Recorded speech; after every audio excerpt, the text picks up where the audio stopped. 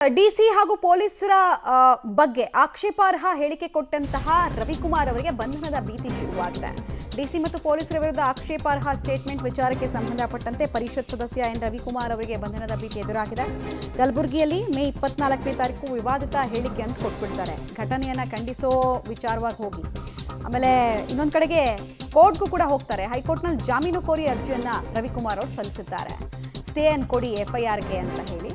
But ನೋಡ್ಬೇಕೇನಾಗತ್ತೆ ಅಂತ. Kalaburagi DC ಫೌಜಿಯಾರನ್ನ Pakistani ಅಂತ ಹೋಲಿಕೆ ಮಾಡಿದಂತಹ ಆರೋಪ. ಕಲಬುರಗಿಯಲ್ಲಿ ಕಾಂಗ್ರೆಸ್ ಮಹಿಳಾ ಘಟಕ ಪ್ರತಿಭಟನೆಯನ್ನ ಕೂಡ ಮಾಡ್ತು. ಡಿಸಿ ಮತ್ತು ಪೊಲೀಸರ ವಿರುದ್ಧ ಆಕ್ಷೇಪಾರ್ಹ ಸ್ಟೇಟ್ಮೆಂಟ್ ಅನ್ನ ಕೊಟ್ಟಂತಹ ರವಿಕುಮಾರ್ ಅವರ ಬಂಧನ ಯಾವಾಗ ಅಂತ ಕಾಂಗ್ರೆಸ್ ಕಾರ್ಯಕರ್ತರು ಕೇಳಿದ್ರು. ಈ ಬೆನ್ನಲ್ಲೇ ಕೋರ್ಟ್ಗೆ ಹೋಗಿದೆ ಈ ಪ್ರಕರಣ. ಏನಾಗುತ್ತೆ, ರಿಲೀಫ್ ಸಿಗುತ್ತಾ ಅಥವಾ ಸಂಕಷ್ಟ ಮುಂದುವರಿಯುತ್ತಾ ನೋಡ್ಬೇಕು.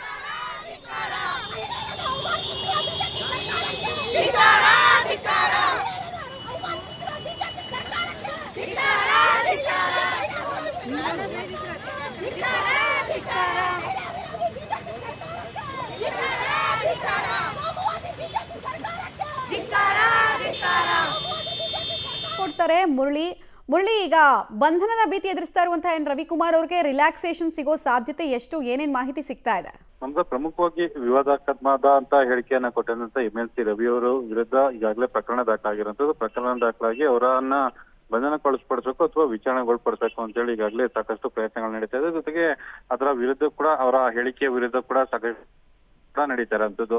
ಆ ಹಿನ್ನೆಲೆಯಲ್ಲಿ ಇವರು ಈಗ ಮಧ್ಯಂತರ ರಕ್ಷಣೆಯನ್ನ ಕೋರಿ ಹೈಕೋರ್ಟ್ಗೆ ಒಂದು FIR ರದ್ದತೆಯನ್ನ ಕೋರಿ ಒಂದು ಅರ್ಜಿಯನ್ನ ಸಲ್ಲಿಕೆಯನ್ನ ಮಾಡಿದ್ದಾರೆ. ಬಹುತೇಕ ಇವತ್ತು ಅಥವಾ ನಾಳೆ ಒಳಗಾಗಿ ವಿಚಾರಣೆಗೆ ಬರುವಂತ ಸಾಧ್ಯತೆಗಳಿದೆ. ಯಾಕಂದ್ರೆ ರಜಾಪೀಠ ಇವತ್ತು ಇರುವಂತದ್ದು. ಅದು ಬಿಟ್ರೆ ಮತ್ತೆ ಮಂಗಳವಾರಕ್ಕೆ ರಜಾಪೀಠ ಅಥವಾ ಸೋಮವಾರದಿಂದ ಹಿಯರಿಂಗ್ ನ ಪ್ರಾರಂಭವನ್ನ ಮಾಡುವಂತ ಸಾಧ್ಯತೆಗಳಿವೆ. ಆ ಹಿನ್ನೆಲೆಯಲ್ಲಿ ಇವತ್ತೇನಾದ್ರೂ ರಜಾಪೀಠದಲ್ಲಿ ವಿಚಾರಣೆ ಬಂದ್ರೆ, ವಿಚಾರಣೆಗೆ ಒಳಪಟ್ರೆ ಮಧ್ಯಂತರ ರಕ್ಷಣೆಯನ್ನ ಪಡ್ಕೊಳ್ಳುವಂತ ಒಂದಿಷ್ಟು ಪ್ರಯತ್ನಗಳನ್ನ ಮಾಡ್ತಾ ಇರುವಂತದ್ದು. ಅಂದ್ರೆ ಹೈಕೋರ್ಟ್ ಯಾವ ರೀತಿಯಲ್ಲಿ ಈ ಅರ್ಜಿನ ಪರಿಗಣನೆಗೊಳ್ಳುತ್ತೆ, ಜೊತೆಗೆ ರಾಜ್ಯ ಸರ್ಕಾರದ ವತಿಯಿಂದ ಅದಕ್ಕೆ ಯಾವ ರೀತಿಯಲ್ಲಿ ವಿರೋಧನ ವ್ಯಕ್ತಪಡಿಸ್ತಾರೆ ಅಂತ ಹೇಳಿ ಕಾದ್ ನೋಡ್ಬೇಕಾದಂತದ್ದು. ಜೊತೆಗೆ ಹೈಕೋರ್ಟ್ ನಲ್ಲಿ ಈಗ FIR ರದ್ದತಿ ಕೋರಿ ಒಂದು ಅರ್ಜಿಯನ್ನ ಸಲ್ಲಿಕೆ ಮಾಡಿದರೆ ಅರ್ಜಿಯನ್ನ ವಿಚಾರಣೆಯನ್ನ ಕೈಗೆತ್ತಿಕೊಂಡ ಬಳಿಕ ಹೈಕೋರ್ಟ್ ಯಾವ ರೀತಿಯಲ್ಲಿ ತೀರ್ಮಾನವನ್ನು ಕೈಗೊಳ್ಳುತ್ತೆ ಅನ್ನೋದ್ರ ಬಗ್ಗೆ ಕಾದ್ ನೋಡ್ಬೇಕಾಗಿರುವಂತದ್ದು. ಮಮತಾ, ಧನ್ಯವಾದ ಮುರಳಿ ತಮ್ಮೆಲ್ಲ ಮಾಹಿತಿಗಾಗಿ.